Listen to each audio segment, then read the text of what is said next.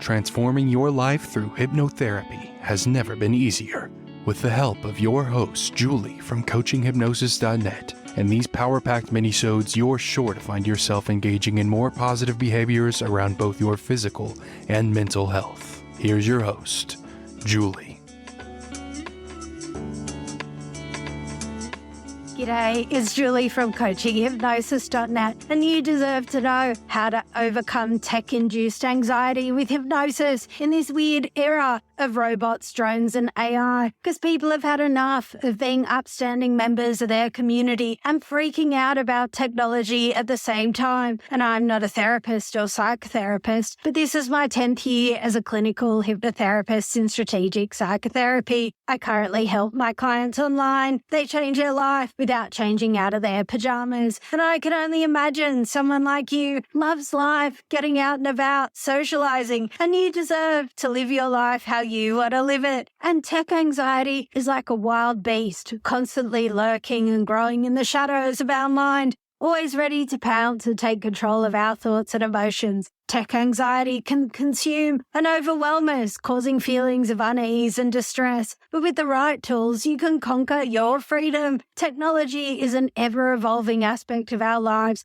and it can be both a blessing and a curse. On one hand, it's made our lives easier, more connected and efficient, but on the other hand, it also has caused an increase of anxiety, stress, and panic in many individuals, with robots, drones, and artificial intelligence emerging as the newest technological advances. Many people are finding themselves struggling with the fear of being replaced or overwhelmed by the constantly evolving digital landscape. And if you're one of the many people who find technology anxiety to be a challenge in your daily life, there's good news. Hypnotherapy may just be what you need to overcome your fears and reclaim your power over technology. Technology anxiety is a type of fear or nervousness related to the use of technology, especially when it comes to the advancement of robots, drones, and AI. This fear can be rooted in the belief that technology is taking over, replacing human jobs and threatening our very existence. It can cause physical symptoms such as sweating, heart palpitations, and headaches. It can also lead to social isolation and people beginning to avoid technology altogether. There are a few ways of thinking that can lead you down the path of tech anxiety. When you think of technology, the first one is known as stable attribution. It is the least exciting and least obvious, and the hardest one to pick up on for a hypnotherapist when they first have a conversation with a client. But if we hypnotherapists don't go for it first, don't address it and tackle it as priority number one, if stable attribution is part of the client's thinking pattern when they're thinking about technology, they might not have stable attribution when they think about coffee, tea, or a roast dinner with gravy. But if stable attribution is present, nothing will ever change for that client because they don't believe that anything's going to change. And you can't say things will change one day because they don't believe that anything's going to change.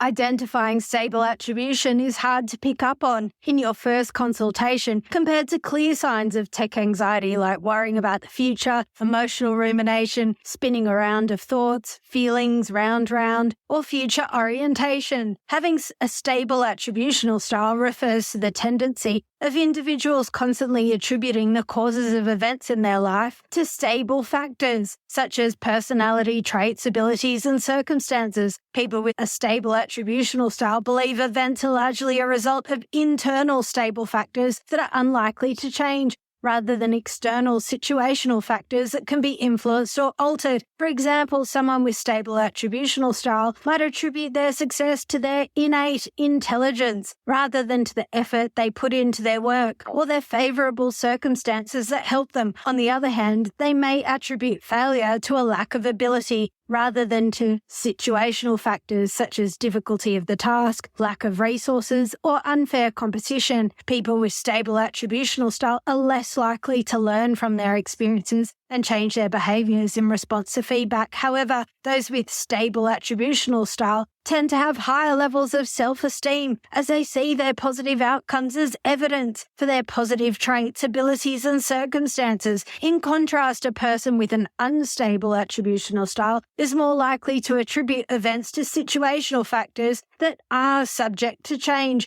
leading to greater focus on effort, strategy, and skill development. And I've shared this story with you before, but I once had a client who was in and out of the psych ward, on and off stronger and lighter forms of medication. His first words to me were, "What the fuck do you want?" But he was buying way too many cars and boats and selling way too many cars and boats. Because things were never going to friggin' change. They were always going to be that way. And on the flip side, how do you know he's capable of being perfect? And it reminds me of a friend who had tried the Atkins diet, the Beverly Hills diet, the low-carb diet, the low-fat diet, the calorie-counting diet. And maybe it's true, the best-looking women in the world are also the hungriest. But after all, God made you who you are. You weren't 3D printed by a queen. And it reminds me of a grumpy employee. Let's call her Megan. Megan gets invited to all the parties, the New Year's Eve party, the Christmas party, the holiday party. But this year she doesn't want to go to the party because it's at an Italian restaurant. Others can't attend because they've got other stuff going on. But Megan makes a real scene. But the truth is,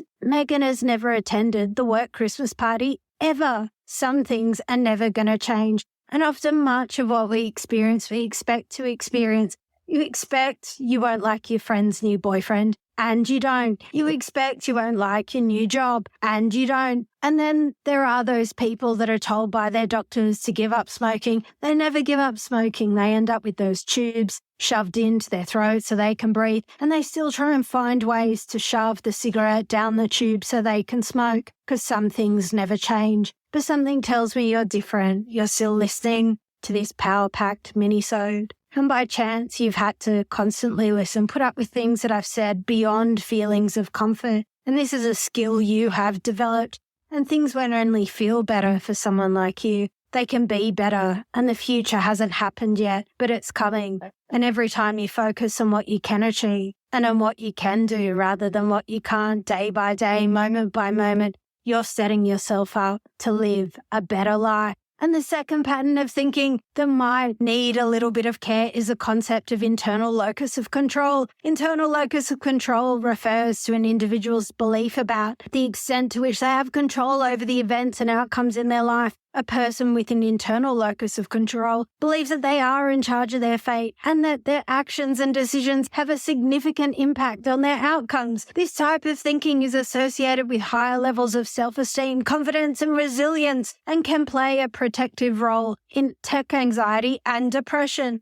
And on the other hand, a person with external locus of control tends to attribute events and outcomes in their life to external factors such as luck, fate, and the actions of others, which can lead to feelings of helplessness, increased vulnerability to tech anxiety. And what you might not know is Dr. Barbara Fredrickson, who is a well-known researcher and distinguished professor at the Department of Psychology and Neuroscience in the University of North Carolina in the United States. She does all that positive psychology, meditation, happiness stuff. She is a really competent researcher. And what she's found from the research is if you can pull up a positive emotion in the face of a negative emotion, your fear, that will dismantle a mental and physical preparation to run. In other words, the next time you accidentally freak out about robots, technology, drones, or AI, force yourself to have a pleasant daydream. For a moment, think you're on a tropical island or in a cabin in front of a log fire reading a great book or something else, and it helps to say to yourself, you're having this positive daydream because you know it will dismantle your fight and flight response. That feeling of wanting to run. This tool will set you on the road to your inner freedom, peace, and letting you live the life that you want to live. And the final hurdle might be clients have no idea how to overcome tech anxiety. They don't have a strategy. So here's a few tips to assist you to overcome tech anxiety. 1, seek professional help. 2, Practice relaxation techniques like deep breathing and progressive muscle relaxation. 3. Focus on solutions instead of dwelling on the problem. Focus on finding solutions and take actions towards them rather than negative, repetitive thoughts like join your local civic tech group that focuses on citizens and give them your suggestions for how to overcome the technology apocalypse. 4. Practice getting enough sleep. 5. Take care of yourself. Alcohol increases anxiety the day after consuming alcohol. So maybe consider removing alcohol until you've mastered managing your tech anxiety. As you know, everyone's different, and what works for one person might not work for another. It's important to find what works best for you and to be patient and kind to yourself as you work to overcome tech anxiety. Hypnotherapy is an effective tool for addressing tech anxiety and other emotional challenges because it works directly with the unconscious mind. It can help you replace negative thoughts and beliefs with more positive and empowering ones, allowing you to overcome fears and feel confident when using technology. Through the power of suggestion, hypnotherapy can help you develop more positive relationship with technology, allowing you to view it as an ally rather than as a threat. And this includes working with the unconscious mind to develop a sense of trust in technology, reducing anxiety around the possibility of being replaced by machines, and increasing overall confidence when using technology. So here is a hypnotherapy script that's fabulous for taming the wild beast of tech anxiety. Imagine that you are slowing down.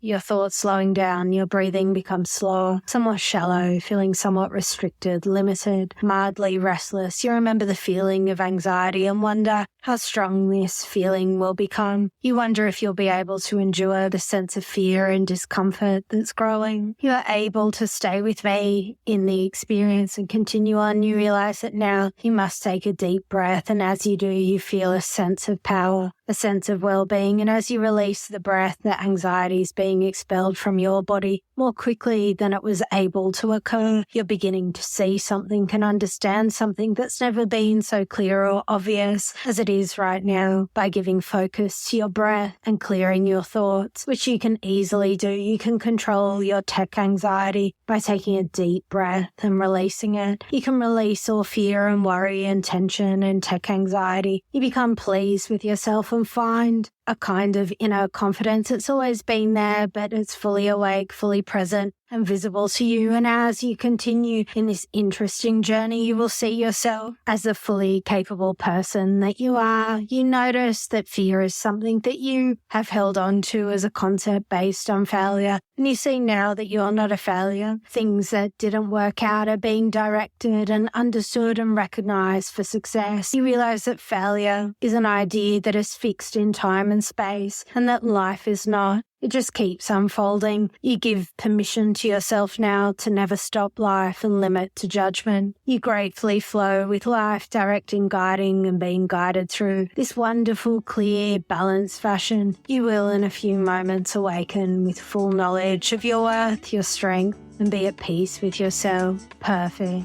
So what if you thought about tech anxiety hypnosis differently? And what if you didn't? The choice is yours.